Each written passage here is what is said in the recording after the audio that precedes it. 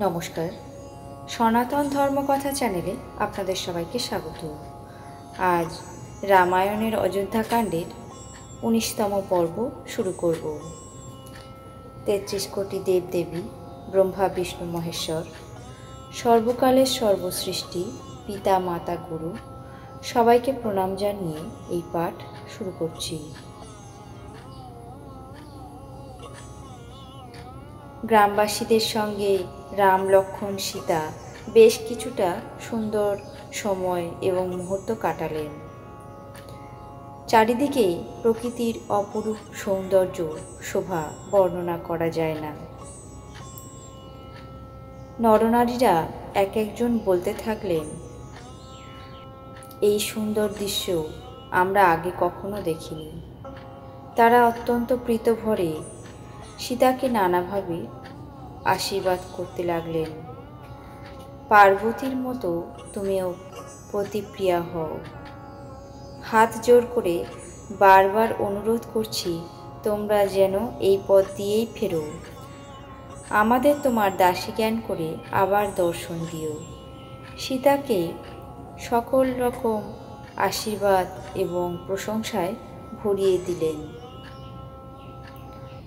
ফিরে যাবার সেই সময় রামের লক্ষণ বুঝতে পেরে লক্ষ্মণ মিষ্টিভাবে সকলের কাছে পথের নির্দেশ জানতে চাইলেন। এই প্রশ্ন শুনে সব নরনারী ভীষণ দুঃখিত হয়ে গেল। তাদের শরীর রোমাঞ্চিত হতে লাগলো, চোখে প্রেমাশ্রু দেখা দিল।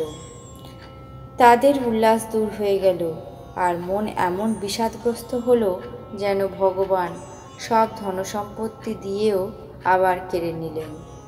রঘুনাথ তখন লক্ষ্মণ ও জানকীকে সাথে নিয়ে সেখান থেকে যাত্রা করলেন।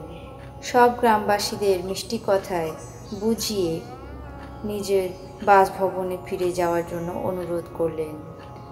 তাদের মনকে নিজের সঙ্গেই যুক্ত রাখলেন। ফিরে যাওয়ার সময় সকল গ্রামবাসীরা অত্যন্ত পরিতাপ করতে লাগলেন। একে একে সবাই বলা বলি করছিল যে এদের পিতামাতা, তারাই হলো সব থেকে ধন্য। ধন্য সেই নগর যেখান থেকে এরা এসেছেন, ধন্য সেই সব দেশ, পাহাড়, অরণ্য, গ্রাম, আর সেই সব স্থান যেখানে এরা যাবেন।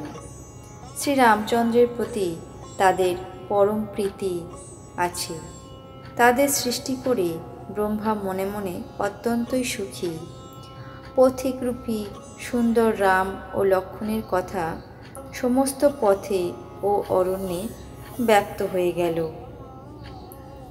রঘুকুলরূপী কুমুদকে বিকশিতকারী সূর্য শ্রীরামচন্দ্র পথের সমস্ত লোকদের সুখ দিয়ে সীতা ও লক্ষ্মণের সাথে অরণ্য দেখতে দেখতে এগিয়ে চললেন। আগে রাম, পিছনে লক্ষ্মণ যাচ্ছিলেন। তপস্বীর বেশ পরিহিত দুজনের বড়ই শোভা দেখাচ্ছিল। ব্রহ্ম আর জীবের মধ্যে মায়ার অবস্থানের মতো। রাম ও লক্ষ্মণের মাঝে সীতা শোভা পাচ্ছিলেন। শ্রীরামচন্দ্রের চরণচিহ্নের মাঝখানে সন্তর্পণে সীতা চলছিলেন, যাতে ভগবানের পায়ে চিহ্নে পা না পড়ে। আর লক্ষ্মণ সীতা ও রামের দুইজনের পদচিহ্ন বাঁচিয়ে তাদের ডান দিকে রেখে নিয়ে চলছিলেন। রাম, লক্ষ্মণ আর সীতার সুন্দর চলার মুহূর্ত বনের সকল পশু পাখিরাও উপভোগ করতে লাগল। সীতার সঙ্গে প্রিয় পথিক দুই ভাইকে যারা দেখেছে, তারা সেই ব্যক্তি অগম্য ভবপথ, জন্ম মৃত্যুরূপী সংসারে যাতায়াতের ভয়ানক চক্র বিনা পরিশ্রমে আনন্দের সাথে অতিক্রম করেছে। যার হৃদয়ে স্বপ্নে কখনো পথচারী রাম, লক্ষ্মণ, সীতা এই তিনজনের মূর্তি বাস করে, সেই ব্যক্তি শ্রীরামচন্দ্রের পরম ধাম পথের অধিকারী হয়।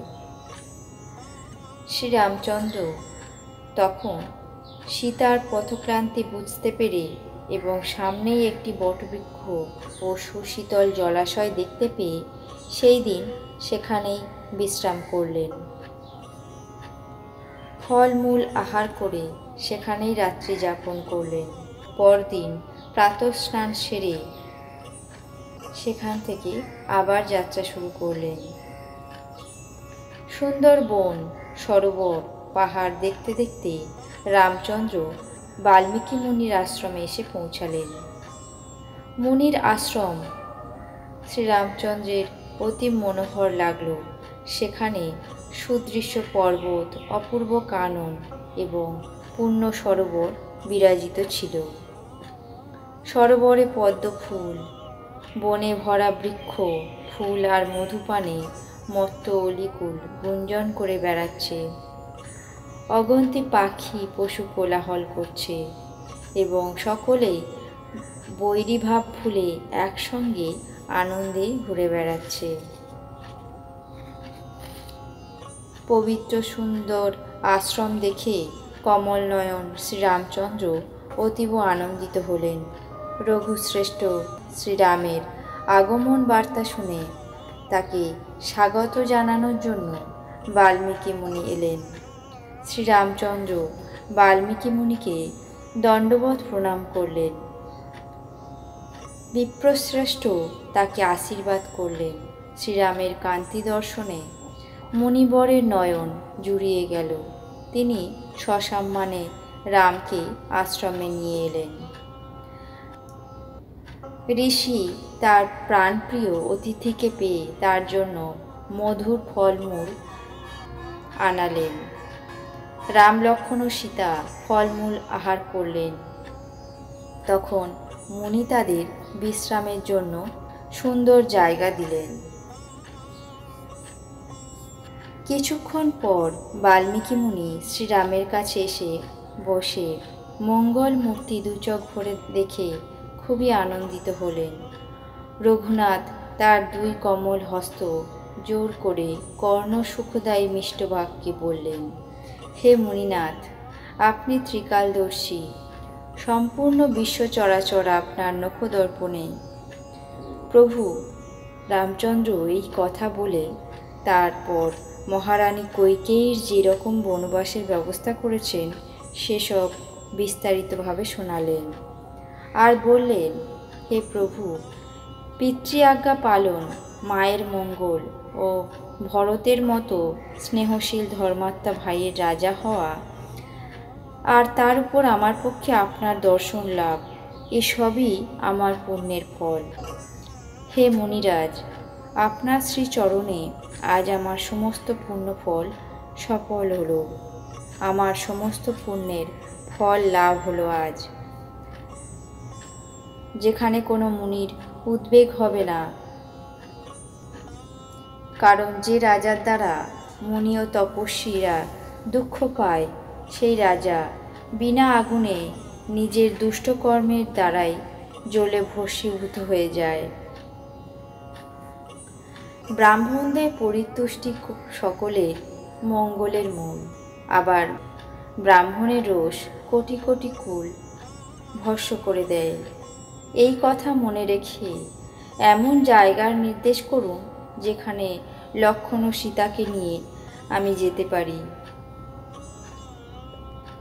আর সেখানে গিয়ে সুন্দর পাতা আর ঘাসের কুটির তৈরি করে কিছুদিন সেখানে অবস্থান করতে পারি। রঘুনাথের সহজ সরল কথা শুনে মুনি বাল্মীকি বললেন, সাধু সাধু সাধু সাধু। হে রঘুকুলকেতু, আপনি এমন কথা কেনই বা বলবেন না? আপনি সর্বদা বেদের মর্যাদা রক্ষা করে চলেন। ঋষি আরও বললেন, আপনি বেদের মর্যাদা রক্ষক, জগদীশ্বর এবং জানকী আপনার মায়া।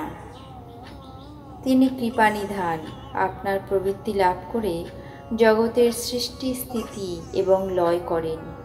যিনি সহস্র মস্তক বিশিষ্ট সাপেদের প্রভু এবং পৃথিবীকে নিজের মস্তকে ধারণ করে আছেন চরাচরের স্বামী সেই অনন্ত নাগই হল লক্ষ্মণ।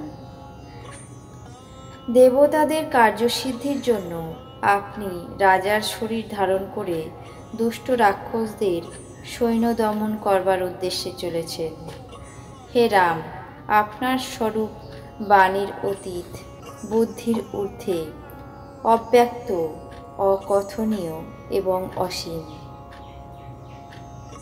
হে রাম, জগৎ প্রপঞ্চ দৃশ্যের আপনি দর্শক। ব্রহ্মা, বিষ্ণু এবং মহেশ্বরের নিয়ন্তা আপনি। তারাও যখন আপনার মর্ম জানে না, তখন অন্য আর কে আপনাকে চিনতে পারবে? আপনি আমাকে জিজ্ঞেস করছেন যে আপনি কোথায় থাকবেন, কিন্তু অত্যন্ত সংকোচের সাথে আমি আপনার কাছে জানতে চাইছি যে আপনি আমাকে সেই জায়গাটি দেখিয়ে দিন যেখানে আপনি নেই। সেই উত্তর পেলে আমি আপনাকে আপনার থাকবার জায়গা দেখিয়ে দেব। রামায়ণের অযোধ্যাকাণ্ডের 19তম পর্ব আজ এখানেই শেষ করছি। বাকি অংশ আগামী পর্বে পাঠ করে শোনাব। আপনাদের কেমন লাগছে তা অবশ্যই কমেন্ট বক্সে জানাবেন। চ্যানেলটিকে সাবস্ক্রাইব করবেন, লাইক করবেন, শেয়ার করবেন। ধন্যবাদ।